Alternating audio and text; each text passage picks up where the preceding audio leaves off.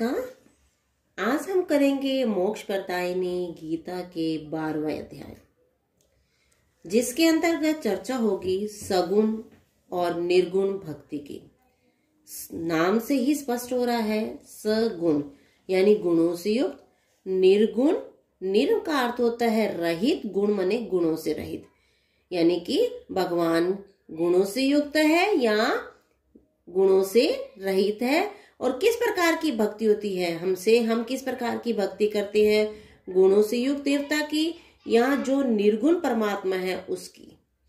चले जानते हैं। अध्यापक महात्मा जी, आपके मुख से श्री कृष्ण के विराट रूप का वर्णन सुनकर हम लोग गदगद हो गए। कौन कह रहा है? अध्यापक कह रहे हैं महात्मा जी से, आपके मुख से श्री कृष्ण के विराट यानी विशाल रूप का वर्णन सुनकर हम लोग गदगद होना, हैरान हो जाना। श्रीमद् भगवत गीता वास्तव में ज्ञान का भंडार है।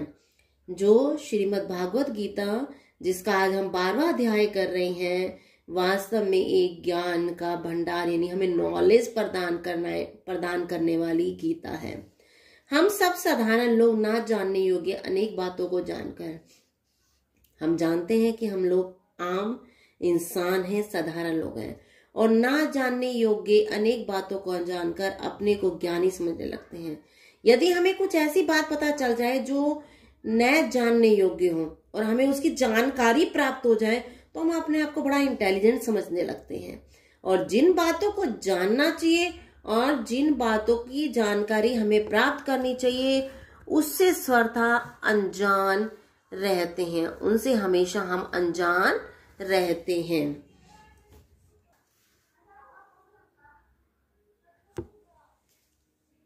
महात्मा जी, आपने पिछले अध्याय में ईश्वर के विराट रूप के बारे में बताया। अर्पित कह रहे हैं कि आपने हमें क्या बताया था कि जो पिछला अध्याय था यानी 11वां अध्याय था, उसमें ईश्वर के विशाल रूप के बारे में बताया था। हम सब भक्ति के बारे में और जानना चाहते हैं कि किस प्रकार की भक्ति होती है, वो भी जानना चाहते हैं। कृपा करके हमें भक्ति के बारे में बताइए। तो महात्मा जी क्या कहते हैं? पुत्र, अब तक श्री कृष्ण अर्जुन को ईश्वर के साकार, निराकार एवं सर्वव्यापक रूप समझा चुके थे। कौन कौन से, यानी कि आकार वाले, बिना आकार वाले और सब जगह व्याप्त उस परमात्मा के बारे में बता चुके थे। अर्जुन अब भक्ति के विषय में जानना चाहता था कि भक्ति किस प्रकार की करनी चाहिए। उसने श्री कृष्ण से प्रश्न किया, हे कृष्ण, मैं जानना चाहता हूँ कि आपका अनन्य या एकाग्र भक्ति से प्रसन्न होते या निराकार की उपासना से। उसने क्या क्वेश्चन पुटअप किया श्री कृष्ण से कि आप हमें बताइए कि अगर एक भाव होकर, ठीक है, एकाग्र भक्ति से यानी आत्मा को अपने वश में करके और इंद्रियों को वश में करके जब भक्ति की जाती है, आपका मन कहीं और नहीं भटकता, तो उसे एकाग्र भक्ति कहते हैं। यानी कि जैसे आप परमात्मा का नाम ले रहे हैं, आपका मन कहीं और है और आपका ध्यान कहीं और है, तो वो भक्ति नहीं। मतलब मन को वश में करके जब भक्ति की जाती है उसे एकाग्र भक्ति कहते हैं। उससे प्रसन्न होते हैं। या निराकार देवता की, जिसका आकार नहीं है, उस देवता की पूजा करने से। ऐसा कौन सा उपाय है जिससे हमें आपकी कृपा शीघ्र प्राप्त हो सकती है? हमें ऐसा कोई तरीका बताइए जिससे हमें आपकी कृपा शीघ्र प्राप्त हो जाए। साधक के लिए क्या आसान है? साधक माने जो साधना करता है, यानी कि आपकी भक्ति करता है, उसके लिए क्या इजी है और आपको क्या अधिक प्रिय है? कृपा करके मुझे बताइए। कृष्ण ने कहा, हे अर्जुन, मेरे लिए साकार और निराकार अथवा सगुण और निरागुण भक्ति में कोई अंतर नहीं है। यानी कि आकार से युक्त और आकार से रहित, गुणों से युक्त या गुणों से रहित भक्ति में कोई भी अंतर नहीं है। किसी भी रूप में मेरी उपासना की जाए, मैं अवश्य प्रसन्न होता हूं। यानी कि आकार साकार रूप में या निराकार रूप में, किसी भी रूप में मेरी उपासना की जाए, पूजा की जाए, मैं खुश हो जाता हूँ। यदि कोई अपना मन एकाग्र करके मेरा ध्यान करे, मुझे श्रद्धा और विश्वास से पुकारे, तो मैं अवश्य सुनता हूँ। कोई क्या करे? अपने मन को एकीकृत करके, ठीक है, एकाग्र एक तरफ लगाकर मेरा ध्यान करता है, तो मुझे श्रद्धा और विश्वास से पुकारता है, ठीक है, मेरे प्रति विश्वास रखता है, आस्था रखता है, उसकी जो भी बात होती है उसे सुनता हूँ। साथ ही भक्त को अपनी भक्ति का अहंकार भी नहीं होना चाहिए। जो मेरी भक्ति करता है, उस भक्त को कि मैं परमात्मा की भक्ति करूं, उसका घमंड भी नहीं होना चाहिए। जो लोग इस प्रकार से मेरे सगुण और साकार रूप की उपासना करते हैं, वे मेरे उत्तम भक्त हैं। जो लोग क्या करते हैं? मेरे गुणों से युक्त, आकार से युक्त रूप की उपासना करते हैं, वो मेरे लिए परम मेरे निर्गुण निराकार रूप की उपासना करना सामान्य मनुष्य के लिए बहुत कठिन है। तो क्या कह रहे हैं कृष्ण भगवान अर्जुन से कह रहे हैं कि मेरे निर्गुण यानी गुणों से रहित और आकार से रहित रूप की उपासना करना जो आम मनुष्य है उसके लिए बड़ा मुश्किल है। क्यों मुश्किल है वो भी जानते हैं हम आगे। इसलिए मनुष्य को पहले मेरे सगुण रूप की उपासना यानी कि पूजा करनी चाहिए। जो लोग अपने सभी कर्मों को मुझ पे समर्पित कर देते हैं, जो लोग क्या करते हैं, जितने भी कर्म करते हैं, कार्य करते हैं, वो मुझे समर्पित कर देते हैं, श्रद्धा के साथ मेरी भक्ति करते हैं, एकाग्र होकर मेरा ध्यान करते हैं, वे जन्म मृत्यु के बंधन से मुक्त हो जाते हैं। ये आपके प्रश्न का उत्तर भी आएगा, ठीक है, ध्यान से लिखिएगा। जो लोग क्या करते हैं, अपने जितने भी कार्य करते हैं वो मुझे समर्पित कर देते हैं, श्रद्धा भाव रखकर मेरी भक्ति करते हैं, अपने मन को वश में कर मेरी पूजा करते हैं, वे जन्म और मृत्यु के बंधन से मुक्त होकर मोक्ष की प्राप्ति करते हैं। इसलिए अर्जुन अपने सभी कर्मों को मुझे अर्पित कर दो, इससे तुम्हारा मन शुद्ध हो जाएगा। यदि तुम क्या करते हो, जितने भी कार्य करे मुझे अर्पित कर दोगे तो तुम्हारा मन पवित्र हो जाएगा। तुम फल की इच्छा को छोड़कर कर्म करो, ठीक है। जो भी काम करते हो उसमें यह मत सोचो कि मुझे फल की प्राप्ति होगी, यानी कि खाने वाला फल नहीं, जो उसके काम का जो रिजल्ट होगा उसको इच्छा छोड़ दो। तो तुम्हारे को फल मेरे ऊपर छोड़ दोगे तो तुम्हारा कार्य क्या हो जाएगा, तुम्हारा मन भी शुद्ध हो जाएगा। इसे कर्म फल त्याग क्रिया कहते हैं। जो क्या करता है, इस प्रकार अपने कर्म का त्याग कर देता है, उसे क्या कहते हैं, कर्म फल त्याग क्रिया।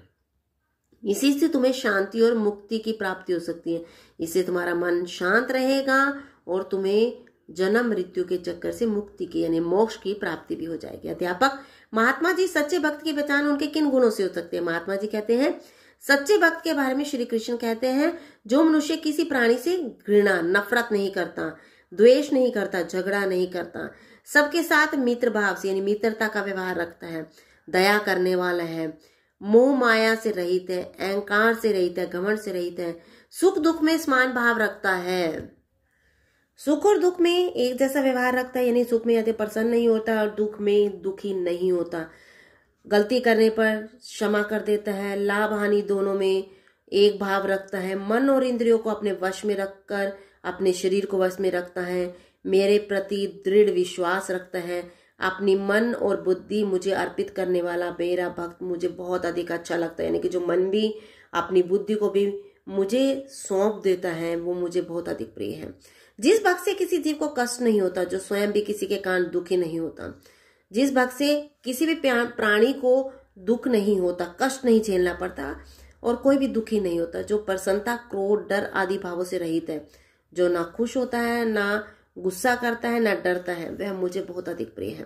जो सांसारिक विषयों के संबंध में इच्छाओं से रहित है, जितनी भी सांसारिक कामनाएं होती हैं उनमें इच्छाओं से रहित है, भीतर बाहर से पवित्र है, यानी कि उसके अंदर और बाहर पवित्रता का भाव है, कार्य करने में कुशल है, किसी का यदि कोई गलत कार्य करता है और उसका मित्र होता है लेकिन वो उसका पक्ष नहीं लेता, दुखों से मुक्त है, सभी प्रकार के कामों को यानी कर्मों को यानी काम को पूरी तरह से करने वाला है, वह भक्त मुझे बहुत अधिक प्रिय है। आप लोगों को मैंने भक्त के कुछ लक्षण बताए, महात्मा जी कह रहे हैं, ठीक है, अध्यापक और शिष्यों से जो उनके हैं, भक्त के कुछ लक्षण बताएं कि भक्त किस प्रकार के होने चाहिए। आप लोग और अधिक जानना चाहते हैं या इतना जानने के बाद संतुष्ट हो गए यानी सेटिस्फाइड हो गए हैं? सच्ची नहीं महात्मा जी, हमें आपके मुख से लगातार सुनते रहने की इच्छा है, आप बताते चले, हम श्रद्धा पूर्वक सुनेंगे, यानी कि रेस्पेक्ट रखते हुए सुनते जाएंगे। महात्मा अच्छी बात है तो सुनो।